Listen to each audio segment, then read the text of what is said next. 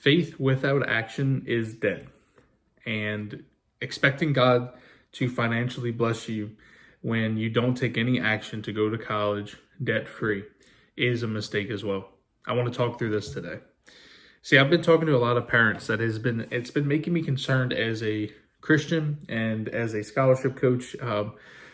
I've talked to a lot of parents, and honestly, some of my best fits have been for my program and what I do have been from Christian families. It's just because that's my value system. Not that we don't work with students that aren't that, but it's always usually a good fit. But I've seen some bad teaching really set students up for poor success. And one of those things is that you can just have faith without action and you're good, right? And so let me give you an example. I was talking to a parent the other day, and I was talking to them about getting bright futures. And they said something along the lines of, yeah, they take the SAT here and there, but we're just believing God that if, she's supposed to go to school debt-free, that God will bless us and he will. And I said, so what steps are you doing to make sure their SAT gets higher? Nothing, we're just believing God.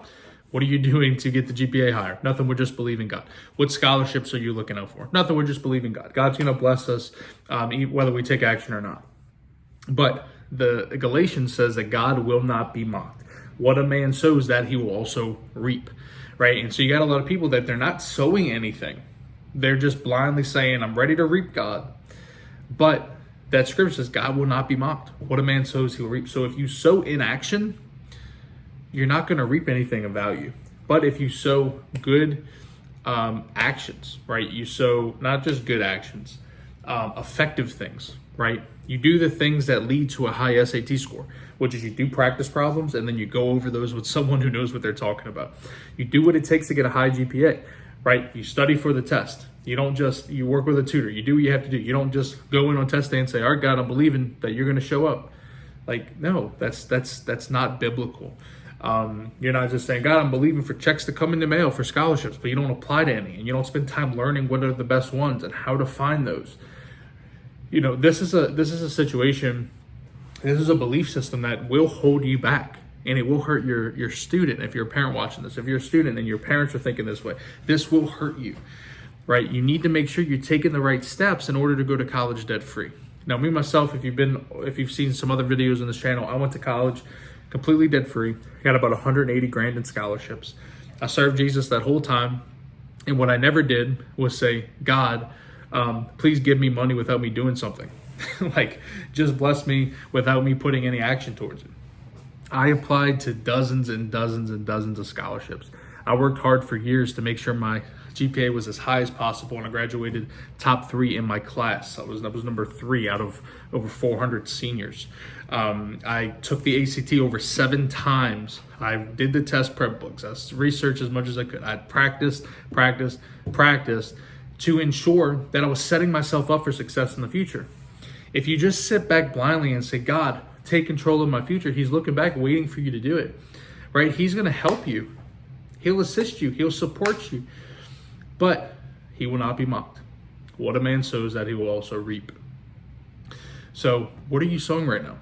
Are you doing the research? Are you working with a coach? Are you working with a tutor to get where you need to be on these things? Are you taking the SAT or the ACT as often as it comes up? These are practical things that you can be doing.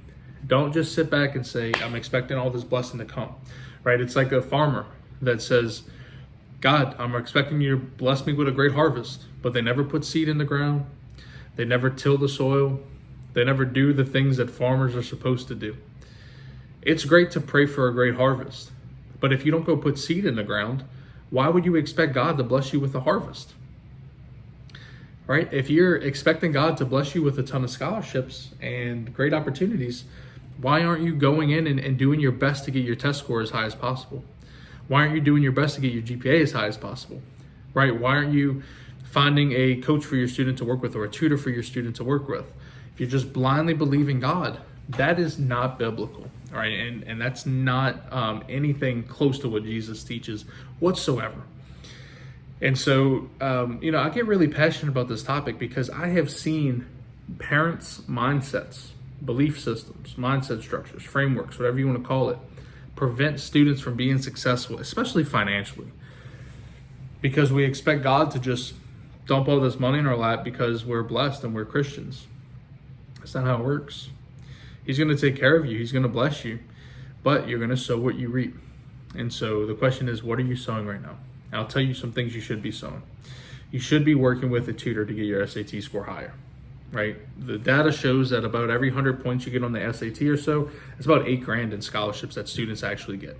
Should be sowing into that. Your GPA, if your GPA is not at least a 3.5, you should be working with a tutor to get that up. You should be going to after school things with your teacher. You should be studying. You should be pressing into those things. If you have not done analysis on different colleges you want to go to and looked at the college cost and looked at, if you don't do those things, that's bad stewardship. And God doesn't bless poor stewardship. He blesses when things are in order, right? And so look at your colleges. What are the costs for it? What are they going to offer you in terms of merit scholarships? What scores do you need to hit in order to get those merit scholarships? Look at those things and be good stewards with what's put in front of you. And I'm telling you, when you sow, God won't be mocked. You'll reap. He will bless you abundantly. You'll be taken care of. He's in control. But just sitting back, lifting your hands and saying, come on, God, give me what I need, is not a good way to go about it. So do what you need to do with that. But I just wanted to share that with you guys today. Go ahead and go take action on what you know you should be working on right now.